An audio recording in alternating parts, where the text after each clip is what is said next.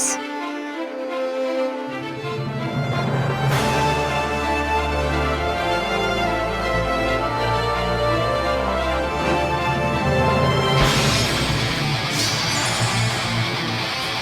go. Time for a swim? Spring is sprung. All right.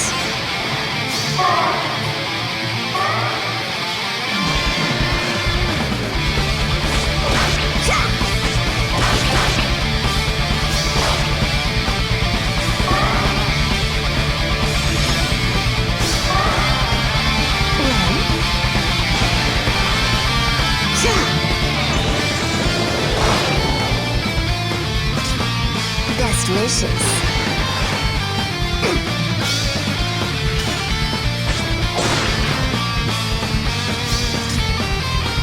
Yes. Yes. Very well.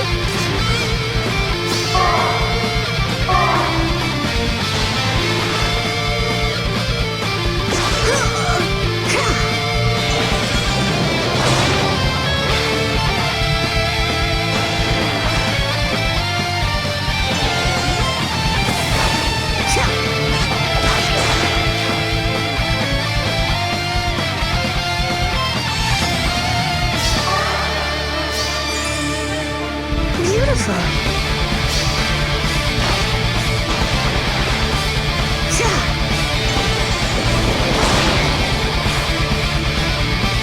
Time for a swim?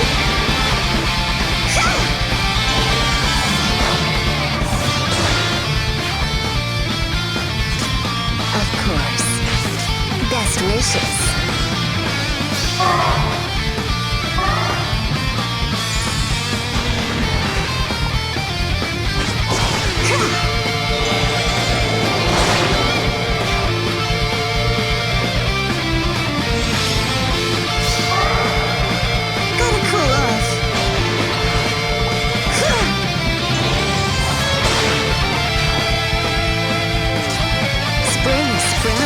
Let's go.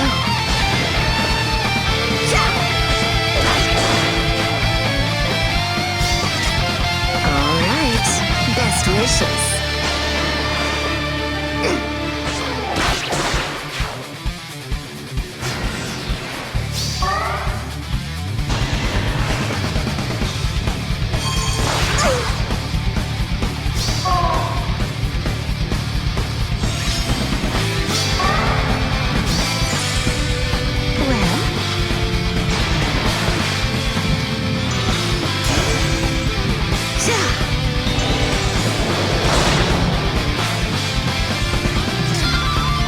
Swim?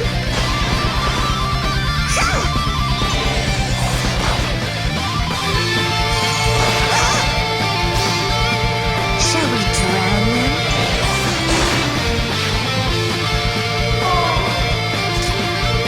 Yes. Yes.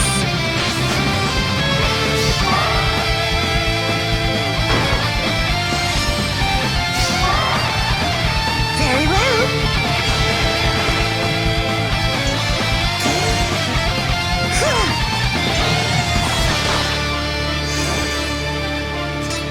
Let's go.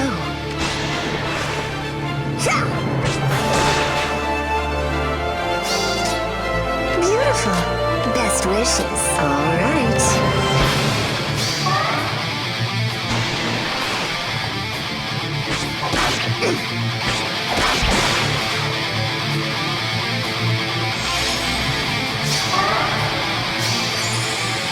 Time for a swim?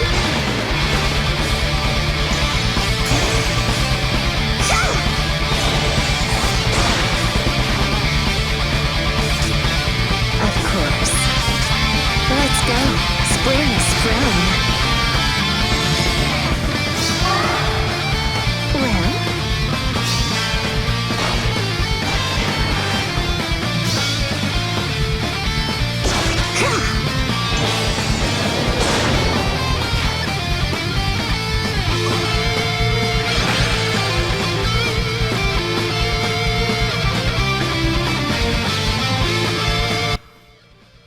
everyone, GuardianE here with another Camilla Emblem clear video in Fire Emblem Heroes, today taking on the Blazing Knight Eliwood on his very own legendary hero battle on Abyssal difficulty.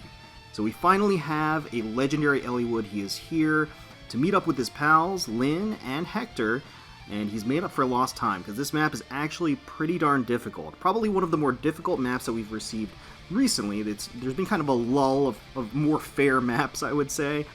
But really, this map does an excellent job at showcasing Eliwood's natural ability, being able to support and lead and enhance his teammates to victory. We'll get into that in a little bit later, but as far as the overall map overview, it's pretty constricting. I mean, there are unbreakable walls here, and destructible walls right here and here. You also have these lava pits that obviously are not accessible by any ground units, so it's actually pretty constricting on the player side where you start. They also annoyingly decided to not only split your team apart on either the left and right side of the map, but also put them not adjacent to one another. So any hones and fortifies that you may be relying upon for a first turn gambit are not going to be at your disposal. And that really is important, because what I will say is that there are a number of waves of reinforcements over and over and over again. There are a ton of reinforcements on this map, and they'll show up whether you kill an enemy or not. So as long as you keep waiting, more and more enemies are going to keep appearing. So those reinforcements will keep coming regardless of whether you kill somebody or not, and they're going to run at you like a bat out of hell. Right out of turn one, even if you don't engage them or step into the danger zone, they're going to come right after you. They're not going to wait for you to enemy phase them. So this is a very, very aggressive map, and they go straight for the jugular, basically. Now, you'll notice this trenched off area on the enemy side of things. And you would think trenches naturally inhibit the ability for cavalry to move around. This is actually kind of clever, because the trenches here actually work in the enemy's favor. It helps the stupid AI to funnel them in a particular direction, and also avoid them from sticking close to the wall where they can easily be sniped. So, the reality is that if you place an enemy or one of your allies that's able to be struck from the opposite side of the wall, they can engage you, but you're never going to really be able to engage them, because they're not going to voluntarily go on the trenches. So let's take a quick look at the enemy team. We'll start with Eliwood here himself. Has Ardent Durandal, which has that bonus doubler effect on any of his allies that have the highest attack of his allies. And bonus doubler essentially doubles any activated buffs. As you'll see, a lot of the units around here have rallies and activated buffs like tactic skills and things like that to give a +6. And bonus doubler is going to just enhance that and double it, in fact, as the name implies. So that +6 is going to be a +12, and stacked onto these already ridiculous abyssal level stats is really a force to be reckoned with. As we just talked about, he has rally speed res plus, has blazing flame at the ready at a 0 turn cooldown, you'll see. He also has Death Blow 4, as well as Chill Attack 3. Vision of Arcadia is his exclusive C-slot skill, and what this does is it works in tandem with his weapon, so that on turn 1, or basically at the beginning of a turn, as long as there is a beast or dragon ally, the unit with the highest attack will get a +6 attack and defense boost. So in addition to the whole bonus doubler, they'll also just get a map-wide buff of attack and defense +6, which is really, with bonus doubler in play, attack and defense +12. Of course, you could always panic ploy the enemy, but good luck panic ploying abyssal level enemies that have 77, 80 plus HP. It's pretty difficult, unless you have like an Ardent or something that you were planning on using to panic ploy the enemy.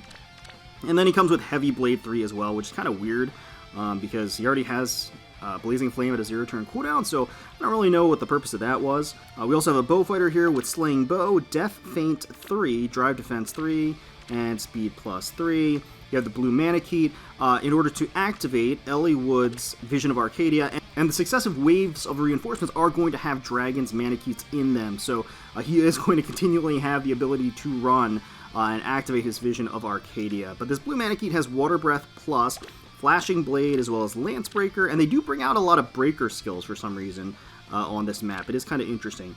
Wind Boost 3, we have this Blue Cavalier with Thoron Plus, Rally Up Res Plus, which, again, lots of rally skills here to work in tandem with Eliwood's Durandal and C-Slot, Iceberg, Distant Defense 3, Quick Riposte 3, and Drive Res 3. Got this Sword Fighter here Armor Smasher, Ignis, attack +3, Vantage, attack smoke 3, and defense +3.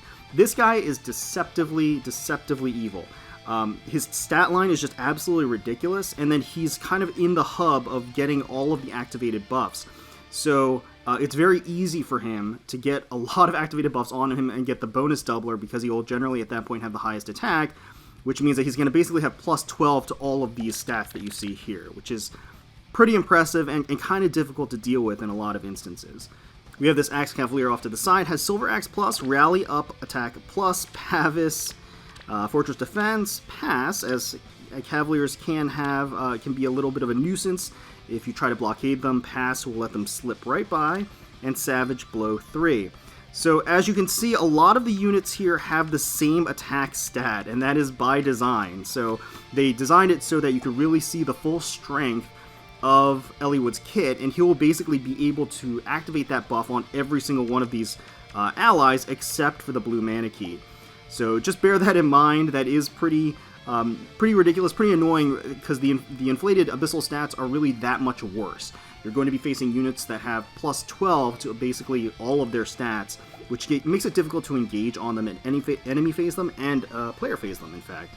Like I said, there are successive reinforcements, and we'll talk about those as they appear, but in the meantime, we'll go ahead and take a look at the Camilla Emblem we brought with us and what adjustments we made to take on Eliwood. So we have Vanilla Camilla here at +10, plus speed asset.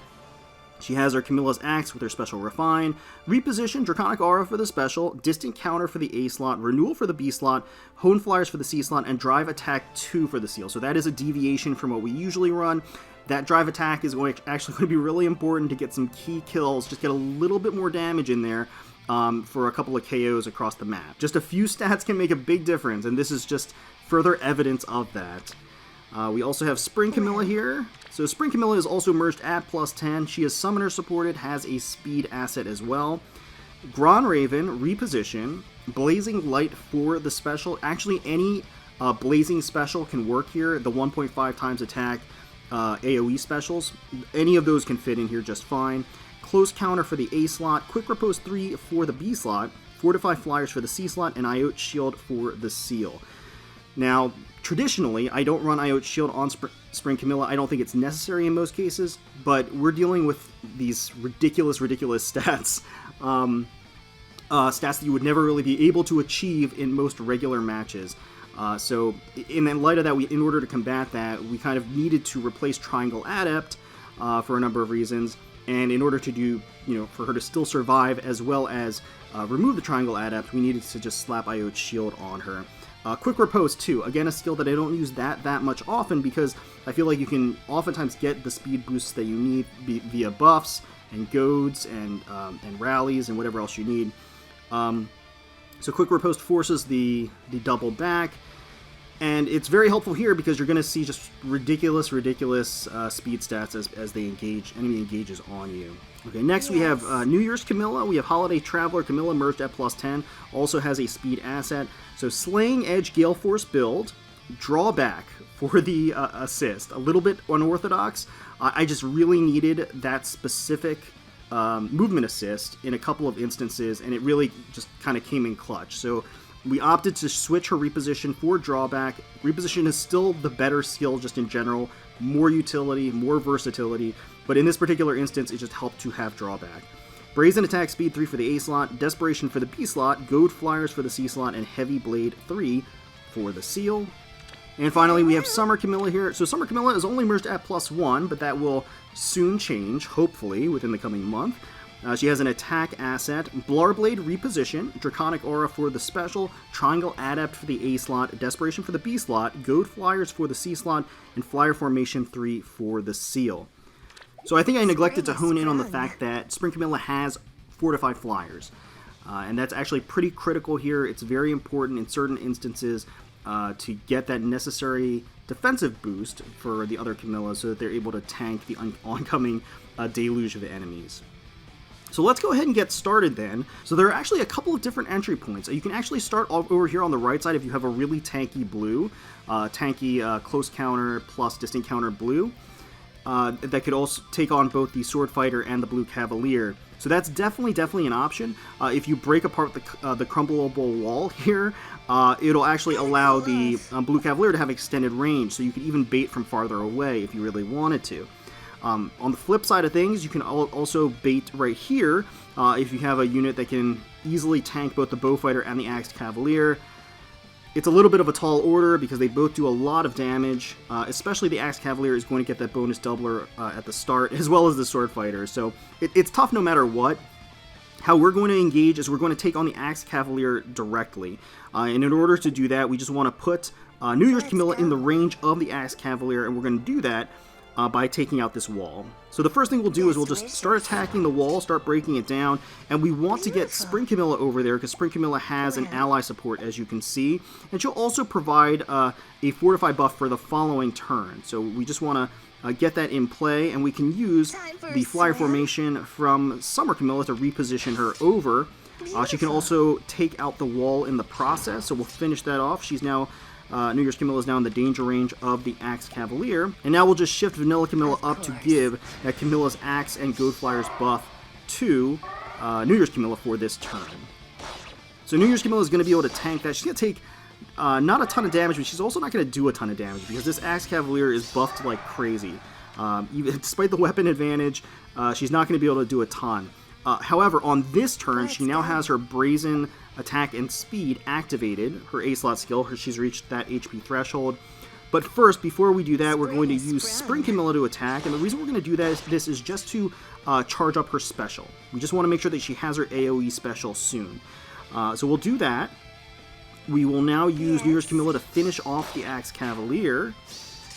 Activate Gale Force in the process. We're going to use Vanilla Camilla to shift over here so that she's in the range of the Blue Cavalier and she can enemy phase this Blue Cavalier. Now we're going to use New Year's Camilla to draw back so that Spring Camilla is in the range of the Bow Fighter. So that's one of the key reasons, again, that we wanted to use drawback. And then finally, we're going to use Flyer Formation to be able to move Summer Camilla over here into this corner. Now, before we do that, let's take a look at the reinforcements that appeared. You know, we have this Cleric up here that has Fear Plus, Physic, Earth Water Bomb. She doesn't have a dazzling effect, so that means that you can tank her and kill her on enemy phase, certainly. She is going to prioritize healing, so in any way that you're able to do a little bit of residual damage to the surrounding enemies, that will kind of keep her distracted. You have this Lance Cavalier that appeared, Sapphire Lance, Blazing Thunder, Fury, Guard, Speed Smoke, as well as even Res Wave 3. So we're getting the wave skills introduced, which will also work, of course, with Eliwood's C-slot skill, Visions of Arcadia, as well as Ardent Durandal.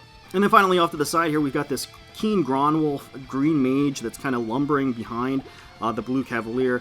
He is going to make his way over, and eventually he is going to be a threat, but he's just over here with Life and Death, Res Feint 3, Res Ploy, and Attack Speed +2. Also has Glimmer at the ready. So now we'll just finish off this turn by using the Flyer Formation to move Summer Camilla off to the side here to safety. This is also critical to have this T formation because Spring Camilla is going to have Fortify Flyers activated on all of the surrounding Camillas, so that is pretty important for the following turn. And as you can see here, Spring Camilla now has her AoE special at the ready, so we are going to use that. But before we use it, let's just take a quick gander at the new reinforcements that appeared. So we have this Sword Dragon, pretty tanky stats, 43 defense, look at that. 56 attack, we're seeing that more and more often, and it's going to kind of haunt us because, again, 56 attack is the highest attack on the enemy team, which means that this is one of those units that will be getting all of those juicy Eliwood buffs. So the Sword Dragon has Slaying Edge Plus, Luna, as well as Fortress Res 3, Speed, Seal Speed Defense 2, Close Guard, as well as Attack +3. You're seeing a lot of the little +3 or +2 seals and skills, and it's really kind of devious, because really what Intelligent Systems did was use those skills in order to manipulate the attack stat so that they would all be almost the same and they could all get that buff. Off to the side here, we have this red Manakee that has Light Breath Plus with an Attack Refine. Again, 56 attack. Sacred Cowl, Attack Speed +2, Wind Sweep, has Phantom Speed 3, and Odd Speed Wave 3. So these two, the Sword Fighter and the Sword Dragon, are actually pretty problematic for our team. Our team is very heavy on the green, as you can see. Obviously, we don't have the color advantage there. We don't have a tanky blue. so we can't really enemy phase them. So it makes it a little bit difficult. We don't have a Gale Force blue, so we can't attack both of them. So it is on the harder side of things, and we have New Year's Camilla here naturally, but both of the Sword Dragon and the Sword Fighter are incredibly tanky on the defense. So, and eventually on the next turn, if they're not taken care of now, they're going to get res boosts as well, which means they're going to get plus 12 res, and plus 12 speed for that matter, which makes them hard to double. So we want to take them out right now, and thankfully we have just enough damage with Spring Camilla, despite the weapon triangle disadvantage, and this is also one of the reasons why we wanted to get rid of Triangle Adept on the A slot, because otherwise she wouldn't be able to do this, which is take out the Sword Fighter on player phase with her AoE special. So we're going to do that. Okay, double and take him out. And now we can use Summer Camilla to take out the Sword Dragon as well on this turn. And that really just leaves this Lance Cavalier that has Sapphire Lance, which we can easily tank with our tanky green units. Our Vanilla Camilla, repositioning Summer Camilla back so she's in range. And again, drawback will come into play with New Year's Camilla by drawing back Spring Camilla and kind of blockading the vulnerable units from the Lance Cavalier. Now, close counter is also going to come into play because the Lance Cavalier is basically going to kill himself. He basically had to pick his poison. He was going to die either way. He chose to die at the hands of Spring Camilla. So now we have Eliwood making his approach, and we've got this green bow that appeared up here, which is really annoying. This Shining Bow, Astra, Life and Death, double Poison Strike, as well as even Speed Wave 3. And you have this Axe Cavalier that appeared off to the side with Slaying Hammer, with Armor Effective Refinement, Iceberg, as well as Attack Res +1, Axe Breaker, Distant Guard, Resistance 3. But again, a lot of weird skills, again, to get this 56 attack. Yeah, it's annoying. The 56 attack is obviously just there to make sure that they get all of those Eliwood buffs. But we're going to take care of Eliwood right now. So we're going to use Summer Camilla to go up here and snipe Eliwood. Just take him out right quick. Now next, the two biggest threats are going to be the Green Bow and the Green Mage. And to take them out, we just want to use the strengths of New Year's Camilla's Gale Force, reposition her forward to engage on the Green Bow. She'll double and activate Gale Force in the process, and now she doesn't have enough strength, or she doesn't have enough speed to double the Green Mage. So we're just going to shift Vanilla Camilla up here to provide that Goad and Camilla's Axe buff. So now, New Year's Camilla can double and kill the Green Mage as well. And there we go. So now the Cleric's going to move forward and attack, but that's perfectly fine. We're going to get hit by the Fear Plus, which kind of sucks. The Fear Plus basically gives us an attack debuff for the following turn. So that is a little bit obnoxious, but that doesn't mean that we can't clear the board a little bit. We'll be using Spring Camilla to take out the Blue Manakee, double and kill. We'll be using Summer Camilla to take out the Cleric, double and kill. And then we're just going to kind of safely fall back so that we can kind of recoup from the debuffs that we've gotten. The enemy is going to approach, but they've thinned, and they're not too threatening at this point. So we can look at the enemy team, or the enemy reinforcements that appeared. We have the Red Mannequin up here with Flame Tongue, Pivot, Dragon Fang, again 56 attack, attack speed 3, Wrath, attack tactic, and then you have, again, 56 attack, Bow Flyer. So Sulfur Bow Plus, Reprisal, Fury, Vantage, Threatened Defense, as well as Aerobatics. Too little too late, I guess. The units appeared, but they're straggling behind, and basically they're not too much of a threat as long as you kind of poke at them and shift back behind cover. So, the way we'll deal with this, we're going to take out the Red Manakee by doubling up on her, using Summer Camilla to do some significant damage, and then finishing off with New Year's Camilla in the process.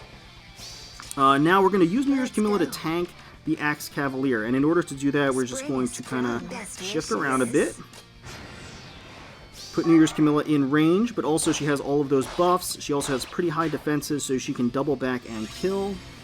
Now we'll use Summer Camilla to snipe the Manakee and take her out on this turn on player phase. And now we're really just going to wait for the Bow Flyer to approach so we can kill her. And we'll use Spring Camilla to do that. Really, we can use anybody to do that, but we'll go ahead and let Spring Camilla take out the Bow Flyer. She's going to get Vantage and attack back, but it's not enough, and Spring Camilla will then finish her off. So that is it. That is the strategy that I employed with Camilla Emblem to clear Blazing Knight Eliwood's legendary hero battle on Abyssal difficulty. Let me know in the comments below what strategies and teams you ended up using to clear this challenge. Hopefully you enjoyed watching, and if you did, please feel free to leave us a like, comment, and subscribe to the channel for more Fire Emblem Heroes content. We thank you so much for watching. We really do appreciate each and every one of you taking time out of your day to spend with us. And until next time, let's protect those skies.